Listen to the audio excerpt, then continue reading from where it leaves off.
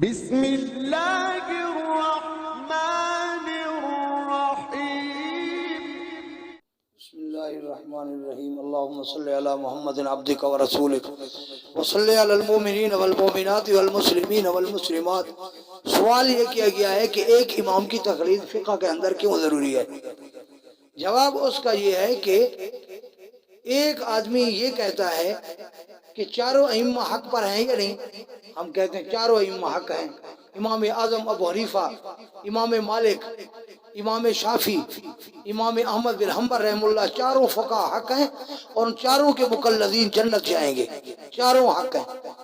پھر یہ سوال کیا جاتا ہے جب چاروں حق ہیں تو کسی جو مسئلہ جس کا پسند ہے اسی کی تقلید کر لیں گے؟ تو اس کا جواب یہ ہے کہ اس طرح کی اجازت نہیں ہے۔ کیوں نہیں ہے؟ اس طرح کی اجازت کیوں نہیں ہے؟ اس وجہ سے کہ ہم یہ پوچھتے ہیں کہ جو شخص چاروں ائمہ کی تقلید بیک وقت کرے گا، جو مسئلہ جس سے ان کو پسند آئے گا وہ لے گا، جو مسئلے آپس میں مختلفی ہیں، ٹکرا رہے ہیں، دو اماموں کے تین اماموں کے، دونوں پر تو عمل کر نہیں سکتا، ایک کو ترجیح دے گا۔ جب ایک کو ترجیح دے گا تو ہم اس سے پوچھیں گے ہاں بھئی ترجیح کا معیار آپ کا کیا ہے؟ آپ کی خیخ ہے یا علمی تحقیق ہے؟ اگر علمی تحقیق ہے تو پھر علمی تحقیق کے لیے تو چاروں ائمہ کے دلائل اور پھر ان کی وجوہ ترجیح اتنا علم چاہیے، اور یہ علم ہے ہی نہیں۔ شاہ ولی اللہ محدث دہلوی رحم اللہ وہ فرماتے ہیں میرے پاس چاروں ائمہ کے دلائل کی وجوہ ترجیح مشکل ہے، میں امام اعظم ابو حنیفہ رحم اللہ کی تقلید کرتا ہوں بس۔ بلکہ امام حضرت شاہ ولی اللہ اقت الجید فی وجوب تقلید میں لکھتے ہیں اگر آپ کو ایک حدیث نظر آ رہی ہے اور ادھر امام صاحب کا فتویٰ ہے، امام صاحب کا مسئلہ فتویٰ حدیث کے خلاف نظر آئے تو امام صاحب کے فتوے پر عمل کرو۔ تمہیں کیا پتا کہ حدیث کی کیا تشریح ہے، وہ تو امام صاحب جانتے ہیں۔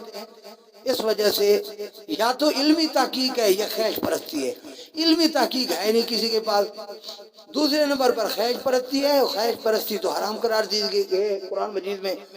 افرائیت من اتخذ الہ ہوا وضلہ اللہ علی علم وختم علی سمعہ وقلبہ وجعل علی بصرہ غشاوہ ولہم عذاب عظیم۔ قرآن کریم نے خیش پرستی کے رد کرتے ہوئے فرمایا اس شخص کو نہیں دیکھا جس نے اپنے خیش کو اپنا خدا بنا رکھا ہے، اسی کی اتباع کرتا ہے۔ ایسے لوگوں کے اللہ تعالیٰ نے دلوں پر، کانوں پر، آنکھوں پر پردے ڈال دیے ہیں،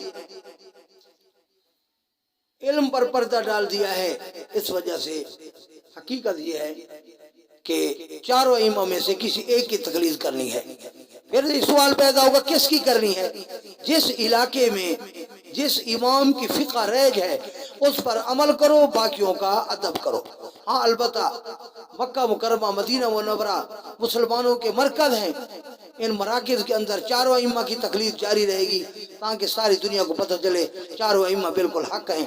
اللہ جل وعلا شانہ ہمیں تمام فتنوں سے محفوظ فرمائے، ہمارے ایمان کی حفاظت فرمائے، سارے ائمہ کا ادب نصیب فرمائے۔ وآخر دعوانا الحمدللہ رب العالمین۔ تبارك الذي نزل الفرقان على عبده ليكون للعالمين نذيرا